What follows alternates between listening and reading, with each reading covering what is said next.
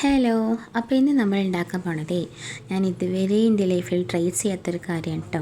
അതായത് ഞാൻ organic henna ഉണ്ടാക്കാൻ തീരുമാനിച്ച്. അപ്പോൾ ഓർഗാനിക് ഹെന്ന ഞാൻ ഇന്നലെ രാത്രി ഞാൻ വീഡിയോ എടുത്തിട്ടില്ല. ചിലപ്പോൾ ഫ്ലോപ്പ് ആയുള്ളൂ വിചാരിച്ച് ഞാൻ വീഡിയോ എടുത്തിട്ടില്ല. അപ്പോൾ ഇന്നലെ രാത്രി ഒരു കോൺ ഞാൻ ഉണ്ടാക്കിയായിരുന്നു കേട്ടോ. അപ്പോൾ ആ കോണിൻ്റെ കയ്യിലുണ്ട്. അത് ഞാൻ ഉണ്ടാക്കുന്ന വീഡിയോ ഒന്നുമില്ല. അതിൽ ഇങ്ങനെ അതിൽ കോണിൽ ഫില്ല് ചെയ്യണതും മാത്രം അങ്ങനെ വീഡിയോ എടുത്തിട്ടുള്ളൂ കേട്ടോ.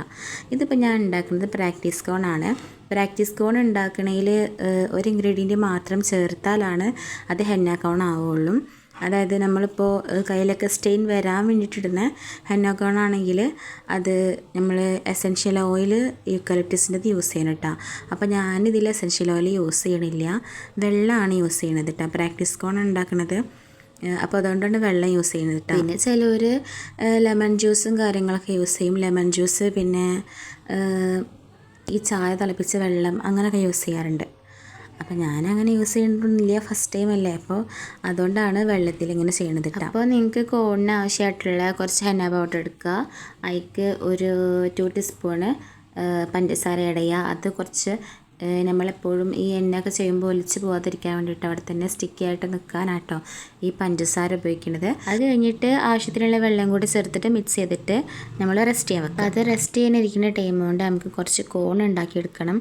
അപ്പോൾ കോൺ ഉണ്ടാക്കുന്നത് എങ്ങനെ നിങ്ങൾക്ക് പറഞ്ഞു തരാൻ അറിയില്ല. അപ്പോൾ നിങ്ങൾ കണ്ടിട്ട് അഡ്ജസ്റ്റ് ചെയ്യുക, കണ്ടിട്ട് പഠിക്കുക, കണ്ട് നോക്കിയിട്ട് പഠിക്കുക.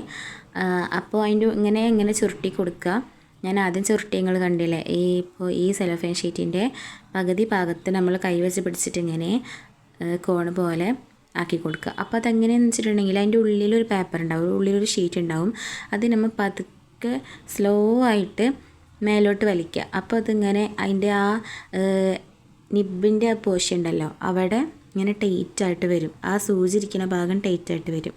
അപ്പോൾ നമ്മളവിടെ കുറച്ച് ഒരു കഷ്ണം ടാപ്പ് ഒട്ടിച്ച് കൊടുക്കുക, എന്നിട്ട് കറക്റ്റ് ചെയ്ത് കൊടുക്കുക. അവിടെ ടാപ്പ് ഒട്ടിച്ച് കഴിഞ്ഞാൽ പിന്നെ വേറൊരു സ്ഥലത്തും കൂടി ടാപ്പ് ഒട്ടിക്കേണ്ട. ഒരു സെൻറ്റർ പോർഷനിൽ അതിന് ചെറിയതായിട്ട് ഇങ്ങനെ ഒന്ന് മടങ്ങിയ പോലെ നമ്മൾ അങ്ങനെ ചുരുട്ടുകയാണല്ലോ, അപ്പോൾ ഇങ്ങനെ രണ്ട് റോ ആയിട്ടുണ്ടാവും.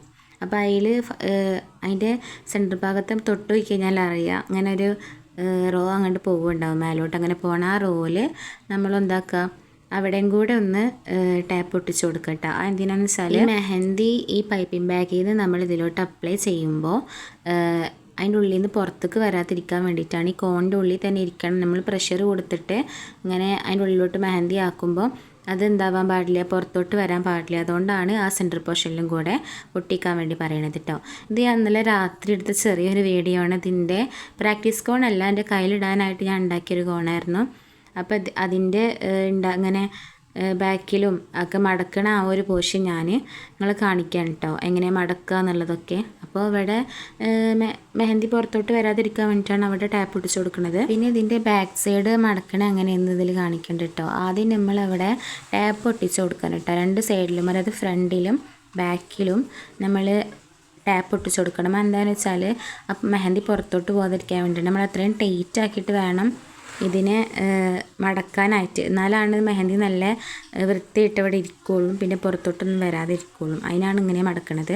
ആദ്യം ഫ്രണ്ടിലോട്ട് 2 പ്രാവശ്യം മടക്കി കൊടുക്കുക, പിന്നെ സൈഡിൽ നിന്ന് 2 സൈഡിൽ നിന്നും ഉള്ളിലോട്ട് മടക്കി കൊടുത്തിട്ട് ആ സ്ക്വയർ പോലത്തതിന് നേരെ ഫ്രണ്ടിലോട്ട് മടക്കുക. എന്നിട്ട് ബാക്കിൽ നിന്ന് ഫ്രണ്ടിലോട്ട് ടാപ്പ് ഒട്ടിച്ച് കൊടുക്കുക. അപ്പോൾ നല്ല ഫിക്സ് ആയിട്ട് നിൽക്കും കേട്ടോ. അപ്പോൾ ഇങ്ങനെയാണ് കോണിൻ്റെ ഒട്ടിച്ച് കൊടുക്കുക. എന്നിട്ട് പിന്നെ നമ്മൾ ഈ ഫ്രീസറിലൊക്കെ വെക്കുമ്പോൾ ഈ വെള്ളം നനവ് കാരണമൊക്കെ അത് ചിലപ്പം ടാപ്പ് എന്താവും, ഇളകി പോരും. ഈ ഓർഗാനിക് ഹെന്ന നമ്മൾ ഫ്രീസറിൽ സ്റ്റോർ ചെയ്യണം കേട്ടോ, അല്ലാന്നുണ്ടെങ്കിൽ പുറത്തിരുന്നാൽ ഭയങ്കര ലൂസായി പോവും.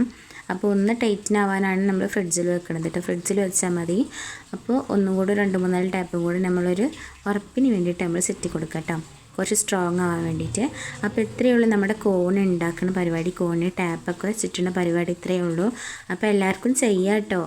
അങ്ങനെ ഞാൻ പ്രാക്ടീസ് കോൺ ഉണ്ടാക്കാനായിട്ട് അതിനെ റെസ്റ്റിങ്ങിന് വെച്ച സാധനത്തിനെ എടുത്തിട്ട് കുറച്ച് നേരം വെച്ചിട്ടുണ്ടായിരുന്നുള്ളൂ. എന്നിട്ട് പിന്നെ എടുത്തിട്ട് കുറച്ച് കോക്കനട്ട് ഓയിൽ ഞാൻ അതിൽ ഒഴിച്ച് കൊടുത്തിട്ടുണ്ടായിരുന്നു. എന്നിട്ട് നന്നായിട്ട് ഞാൻ മിക്സ് ചെയ്തിട്ടോ, ആ സ്പൂൺ വെച്ചിട്ട് തന്നെ നന്നായിട്ട് മിക്സ് ചെയ്തു. കാരണം ബീറ്ററൊന്നും യൂസ് ചെയ്യേണ്ട ആവശ്യമില്ല, ഒരു 3 കോണിക്കുള്ളതല്ലേ ഉള്ളൂ. അപ്പോൾ അതുകൊണ്ട് ബീറ്ററൊന്നും യൂസ് ചെയ്യേണ്ട. ഇനി ചെയ്യേണ്ടവർക്ക് ചെയ്യാം. കുഴപ്പമില്ല കേട്ടോ. അങ്ങനെ നമ്മൾ പൈപ്പിംഗ് ബാഗ് എടുത്തു, അത് ഇറങ്ങിയിരിക്കാൻ പാകത്തിനുള്ളൊരു പാത്രം എടുത്തു. എന്നിട്ട് അതിലോട്ട് ഈ ഹെന്ന മിക്സ് നമ്മൾ അതിലോട്ട് ആക്കി കൊടുക്കണം, അതിലോട്ട് ഒഴിച്ച് കൊടുക്കണം. അപ്പോഴേ എനിക്ക് ഷോർട്ട്സ് ഞാൻ കടയിൽ പോയി ചോദിച്ചപ്പോൾ എനിക്ക് കിട്ടിയില്ല കേട്ടോ. അതുകൊണ്ട് പിന്നെ ഷോർട്ട്സ് യൂസ് ചെയ്യാത്തത്.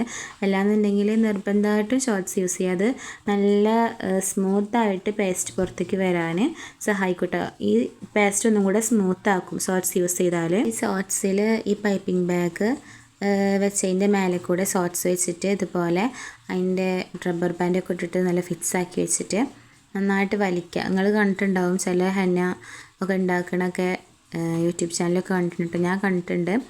അപ്പോൾ അങ്ങനെ നോക്കിയാൽ നിങ്ങൾ വേറെ ചാനൽ നോക്കിയാലും മതി, അപ്പോൾ കാണാൻ പറ്റും കേട്ടോ. അല്ലെങ്കിൽ ഞാൻ കാണിച്ചു തരണ്ട് നിങ്ങൾക്ക്, ഇവിടെ വന്നിട്ടുണ്ടെങ്കിൽ മേടിച്ചിട്ട് കാണിച്ചു തരണ്ട് കേട്ടോ. അങ്ങനെ ഞാൻ ആ പൈപ്പിംഗ് ബാഗിലേക്ക് ഒക്കെ ആക്കി. ഇനി നമ്മുടെ പ്രധാനപ്പെട്ട പരിപാടി ഈ കോണിലോട്ട് ഈ പേസ്റ്റ് നിറക്കണം. അപ്പോൾ അത് നിറക്കുകയാണ്, ഞാൻ നിറച്ചിട്ട് ഞങ്ങൾ കാണിച്ചിട്ടുണ്ട്. ഇനി നമ്മൾ നേരത്തെ നമ്മുടെ സാധാ നമ്മൾ സ്റ്റെയിൻ വരുന്ന കോൺ ഉണ്ടാക്കിയല്ലോ, അതുപോലെ സെയിം മെത്തേഡ് തന്നെ ഇതിലും ചെയ്യുക. എന്നിട്ട് കണ്ടോ നല്ല സ്മൂത്തായിട്ട് പേസ്റ്റൊക്കെ വരുന്നുണ്ട് കേട്ടോ. നമ്മൾ മിക്സ് ചെയ്തിട്ട് അതിൻ്റെ ഇതാണ്, നന്നായിട്ട് മിക്സ് ചെയ്തിട്ടുണ്ടെങ്കിൽ നന്നായിട്ട് സ്മൂത്ത് ആവട്ടാം. അങ്ങനെ നിങ്ങൾക്ക് എത്ര കോണ വേണ്ടതെന്നുള്ളത് അതൊക്കെ നിങ്ങൾ നന്നായിട്ട് വൃത്തിക്ക് ചെയ്യുക. ബാക്കിൽ നിന്ന് മുന്നോട്ട് മടക്കി കൊടുക്കുക, എന്നിട്ട് സൈഡിൽ നിന്ന് സെൻറ്ററിലോട്ട് മടക്കി കൊടുക്കുക.